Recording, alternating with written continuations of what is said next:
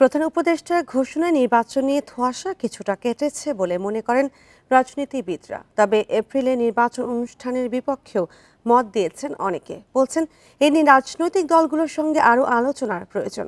সংকট কাটাতে নির্বাচনের সময় পুনর্বিবেচনারও তাগিদ দিয়েছেন কয়েকজন রাজনীতিবিদ। ডিসেম্বর থেকে জুনের মধ্যে হবে নির্বাচন, এমনটাই বলে আসছিলেন প্রধান উপদেষ্টা। কিন্তু ডিসেম্বরের মধ্যে নির্বাচনের দাবি জানিয়েছে বিএনপি সহ বেশ কয়েকটি রাজনৈতিক দল।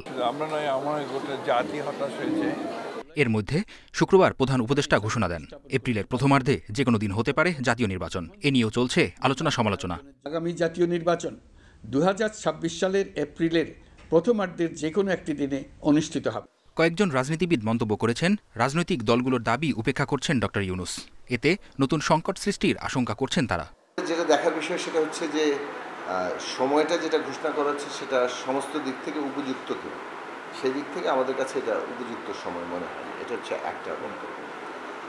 নির্বাচনের পরিবেশ তৈরি করার জন্য সবগুলো রাজনৈতিক দলকে আস্থায় এনে কিন্তু একটা এই কাজটা করতে হবে। সমাজের সকল অংশের মানুষ কোনো প্রাকৃতিক ঝুঁকির বাইরে যেয়ে তারা নির্বাচনে অংশগ্রহণ করবেন। সেই জায়গা থেকে এপ্রিল মাস কোনো ভালো সময় হিসাবে এটা নির্বাচন, এটা সময় দিক থেকে এটা খুব ভালো নির্বাচন নয় এটা। তো সুতরাং আমার মনে হয় যে সংকটটা রয়ে গেল। কেউ কেউ বলছেন, প্রধান উপদেষ্টার ঘোষণায় নির্বাচন নিয়ে টানাপোড়েন কিছুটা দূর হবে, তবে আরও আলোচনার প্রয়োজন। এতটুকু বলতে পারি যে নির্বাচন নিয়ে একটি ধোঁয়াশা ছিল, এই ঘোষণার মাধ্যমে হয়তো সেই ধোঁয়াশা কিছুটা কাটবে। কিন্তু নির্বাচনের যে ধরনের পরিবেশ দরকার হয়, যে ধরনের আবহাওয়া দরকার হয়, সেটি আসলে ওই সময় আসলে থাকবে না। আমরা আশা করব সকলের মত নিয়ে, জনমত নিয়ে তিনি সংস্কার, বিচার এবং বিশেষ করে জুলাই সনদ তৈরি করা, জুলাই ঘোষণাপত্র তৈরি করা, এই কাজগুলো আমরা আশা করছি উনি এর মধ্যে শেষ করতে পারবেন। নির্বাচন প্রশ্নবিদ্ধ হয় এমন কোনো পদক্ষেপ নেওয়া ঠিক হবে না বলে মত দেন রাজনীতিবিদরা।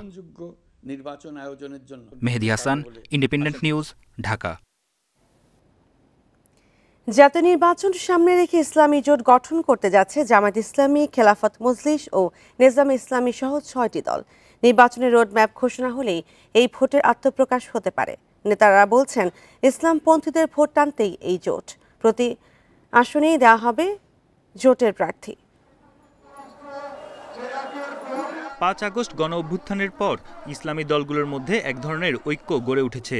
এক দলের অনুষ্ঠানে অংশ নিচ্ছেন অন্য দলের নেতারা। আগামী জাতীয় নির্বাচনের আগে জোট গড়তে যাচ্ছে ইসলামী দলগুলো।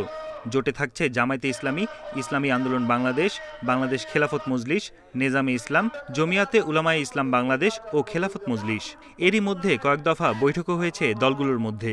আমরা একটা বৃহত্তর ইসলামী ঐক্য করতে চাই এবং আমাদের সাথে যে সকল পুরো ইসলাম অর্থাৎ যারা ইসলামকে ভালোবাসে বা ছোট ছোট দল তারাও যদি আসতে চায় তাদেরকে আমরা এই ঐক্যের মধ্যে শরীক করব।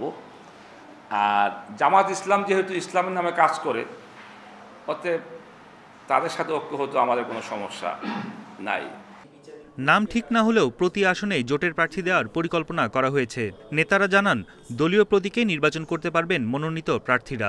একটা আসনে মনে করেন আমাদের শক্তি বেশি, সমর্থক বেশি, জনসমর্থন বেশি, কিন্তু যে কোনো কারণে হয়তো দেখা গেল অন্য একটা দলকে আমাকে ছাড় দিতে হবে, তখন ওই দল তার ওই প্রতীক নিয়ে গেলে হয়তো ওখানে অত সুবিধা করতে পারবে না। সেক্ষেত্রে উনি বলতে পারে যে আমাকে তাহলে হাত পাকা দেন, তখন আমরা হয়তো হাত পাকা সেখানে আমরা অফার করব, সমস্যা নেই। তবে জামায়াতে ইসলামী বলছে, ইসলামপন্থী অনেক দলের সাথে আলোচনা চলছে। নির্বাচনী রোডম্যাপ ঘোষণার পর স্পষ্ট হবে জোট। ইনশাআল্লাহ বাংলাদেশে একটা সুন্দর নির্বাচনের জন্য আমরা পরস্পরের মধ্যে একটা সমঝোতা বোঝাপড়ার ভিত্তিতে একটা ইলেকশন দিকে যাব, যাতে দেশে স্বার্থে জনগণের কল্যাণে এটা গণতন্ত্রের বিকাশের জন্য এটা একটা দৃষ্টান্তকারী ইলেকশন। অনেক বিষয়ে দল ভিন্ন হলেও বোঝাপড়ার জায়গায় কিন্তু আমরা খুব কাছাকাছি অবস্থানে আছি। সেই জন্য আমরা আশা করছি জনগণও এরকম একটা ইসলামী দলগুলোর মধ্যে একসাথে নির্বাচনে আসা। সম্ভাব্য এই জোটের দলগুলোর মধ্যে শুধু নেজামে ইসলামের নিবন্ধন নেই। বন Ibne Kamal, independent news, Dhaka. BNP chairperson Begum Khaleda Zia বিশ্বাস করেন, গণতান্ত্রিক ব্যবস্থা ছাড়া কোনো ব্যবস্থাই রাষ্ট্রের জন্য কার্যকর নয়। শনিবার রাতে বিএনপি চেয়ারপারসনের গুলশানের বাসভবন ফিরোজা ঈদ শুভেচ্ছা বিনিময় শেষে কথা জানান দলটির মহাসচিব মির্জা ফখরুল ইসলাম আলমগীর। বলেন, কারাগারে থাকায় গত ঈদে খালেদা জিয়ার সাথে দেখা করতে পারেননি নেতাকর্মীরা। এ সময় ঈদের শুভেচ্ছা জানিয়ে বেগম খালেদা জিয়া দেশবাসীর কাছে দোয়া চেয়েছেন বলেও জানিয়েছেন বিএনপি মহাসচিব।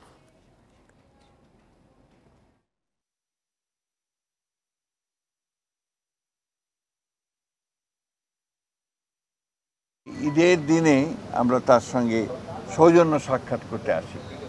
এটা আমাদের সকলের জন্য, বিশেষ করে জাতীয় স্থায়ী কমিটির আমরা যারা সদস্য আছি তাদের জন্য এটা আমাদের একটা অত্যন্ত আনন্দের মুহূর্ত, আনন্দের ক্ষণ।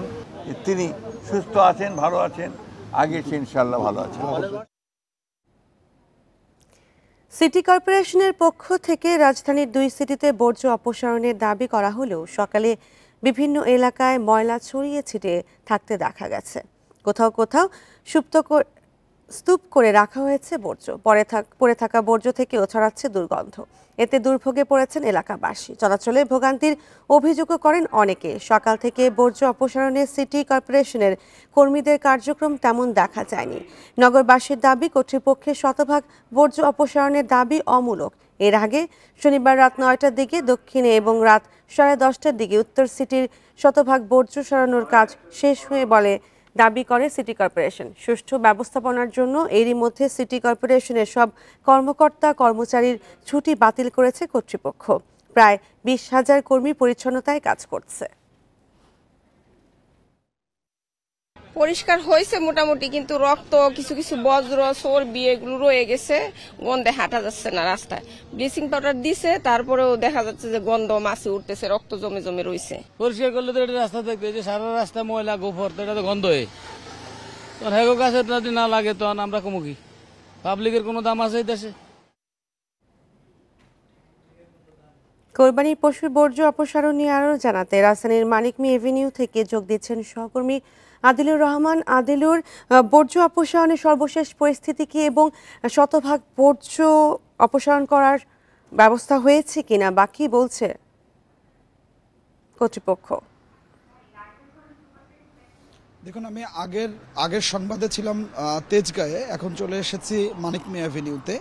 মানিক মি অ্যাভিনিউ আসলে খুবই গুরুত্বপূর্ণ এলাকা। এখানে একদিকে যেমন সংসদ ভবন, এদিকে ন্যাম ভবন এবং এখানে কৃষি উন্নয়ন কর্পোরেশন, ডিপিডিসি সহ অনেক গুরুত্বপূর্ণ অফিস রয়েছে।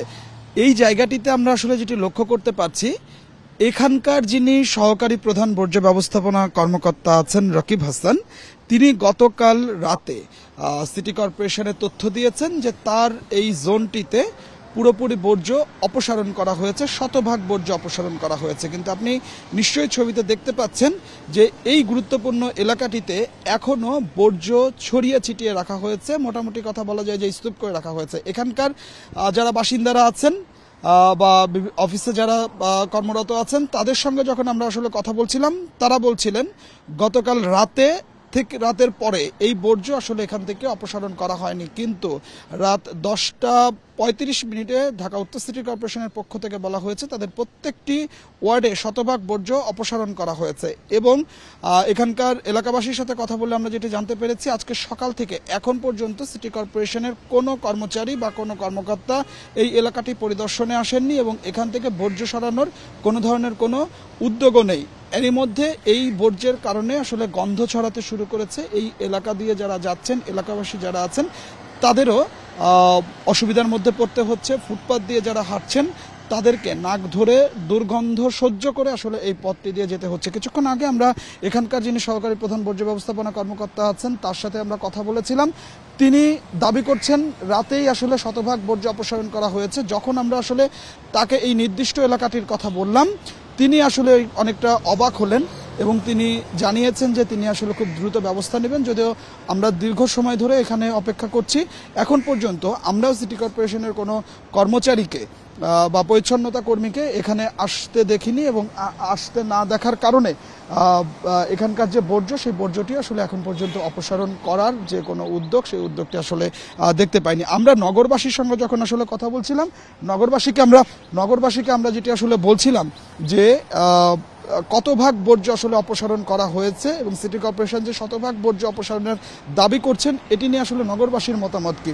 নগরবাসী যেটি বলছেন যে সিটি কর্পোরেশন আসলে দাবি করেছেন শতভাগ বর্জ্য অপসারণ হয়েছে, কিন্তু তারা এখন পর্যন্ত এই শতভাগ বর্জ্য অপসারণের কোনো চিত্র আসলে তারা দেখতে পাচ্ছেন না। তারা বলছেন যে 50 থেকে 60 ভাগ বর্জ্য আসলে অপসারণ হয়েছে, এখনো পাড়া মহল্লার মধ্যে বিভিন্ন জায়গায় বর্জ্য ছড়িয়ে ছিটিয়ে আছে, যে কারণে এলাকাবাসী, নগরবাসী, পথচারী তাদের আসলে দুর্ভোগের মধ্যে পড়তে হয়েছে। তো সব মিলিয়ে আসলে যেটি বলা যায় যে আমরা গতকালকে আসলে আশার মধ্যে এই নগরবাসী ছিল যে শতভাগ বর্জ্য অপসারণ হবে, খুব স্বাচ্ছন্দ্যে ঈদ কাটাতে পারবেন, কিন্তু আজকে সকাল থেকে আমরা যেটা আসলে দেখতে পাচ্ছি যে বিভিন্ন পাড়া মহল্লা এলাকায় রাস্তার পাশে এরকম স্তূপ করে রাখা হয়েছে বর্জ্য। তো আমার কাছে মানিক মিয়া এভিনিউ থেকে এটি ছিল এখনকার সবশেষ। কোরবানির বর্জ্য অপসারণ নিয়ে জানাচ্ছিলেন সহকর্মী আদিলুর রহমান। আর এই ছিল এখনকার সংবাদে। ধন্যবাদ সবাইকে।